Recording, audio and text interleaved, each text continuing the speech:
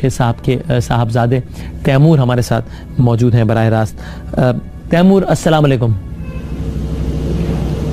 वालेकुम अस्सलाम।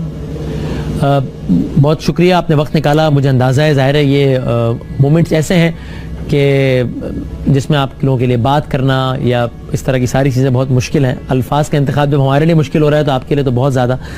लेकिन सबसे पहले तो अगर आप, चूँकि आज बाकायदा उनकी तदफीन हो गई, कल भी एक नमाज जनाजा हुई जिसमें हम थे, मैं वहाँ पे मौजूद था, आज भी।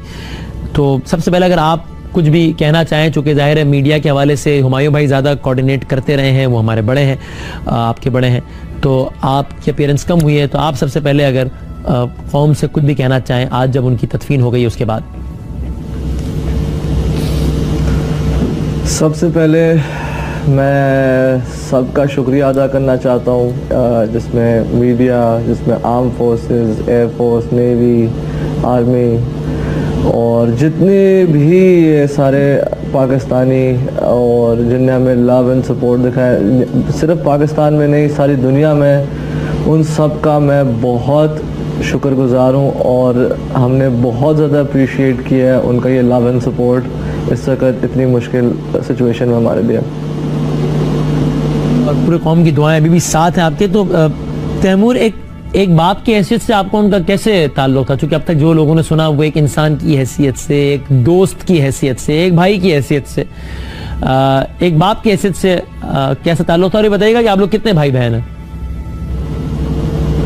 हम लोग 3 भाई बहन हैं और रवैया तो मेरे ख्याल में सभी यही बोलेंगे कि यार उनका तो एवर लविंग, एवर केयरिंग, मतलब अगर वो किसी से भी मिलेंगे हमारे साथ, अगर वो जिस तरह जाते थे वेकेशन पे जाते थे, तो अगर हम लोग कभी ट्रेन में सफ़र कर रहे हो, कभी जहाज़ में सफ़र कर रहे हो, तो वो हर किसी से इतना प्यार से मिलते थे और उसको 1 सेकंड में अपना दोस्त बना लेते थे कि हम लोग बैठ के बात भी करते थे कि यार ये अब्बा कैसे कर लेते हैं यार।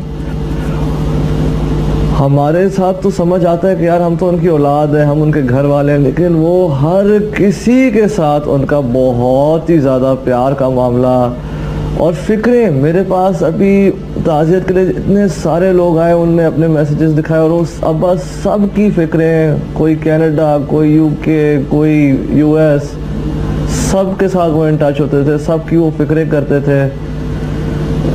मतलब I'm lost of words, वो जिस तरह इतने एवर लविंग थे और इतने केयरिंग। और ये चित्राल जाने से पहले आपकी हुई उनसे बात आखिरी मरतबा? चित्राल जाने से पहले मेरी उनके साथ बात इस तरह हुई थी कि वो यूएस से आए थे 2 दिन के लिए, उनमें से एक दिन मुझे उनके साथ मिला।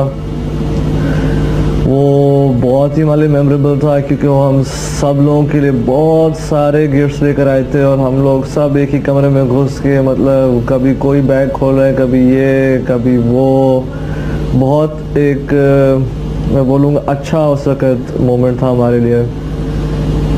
और चूँकि उनकी ये भी एक आदत थी कि वो अपने आप के पहले बताते थे कि यार मैं खुद बहुत गुनाहगार आदमी हूँ और मैं तो देखो मैं तो हर इंसान की तरह मैं भी, लेकिन फिर उसके बाद वो जिस तरह मुझे उन्होंने बार बार कहा कि भाई यार इत्तेहाद उम्मत के लिए बहुत काम करना है यार, सबको एक करना है यार, अल्लाह के नबी की उम्मत को जाना, तो अपने अपने तौर पे वो कुछ ना कुछ ताकीद करते रहते थे हर किसी को। उसमें बड़ाई का आंसर नहीं बताते थे कि मैं तुम्हें ये ताकीद कर रहा हूँ, बहुत ही हम्बली, पहले तो अपनी मिस्टेक्स बताने के बाद कि नहीं यार देखो मुझे खुद बड़ी इस्लाह की ज़रूरत है, लेकिन यार हमें ये करना है, तुम भी ये करो, तुम भी ये करो। तो जब सबको बताया तो ज़ाहिर है आप तो औलाद है उनकी, तो आपको तो किन चीज़ों पर ज़्यादा ताकीद करते थे कि यार ये करना है, ये ऐसे होना चाहिए, ऐसे होना चाहिए?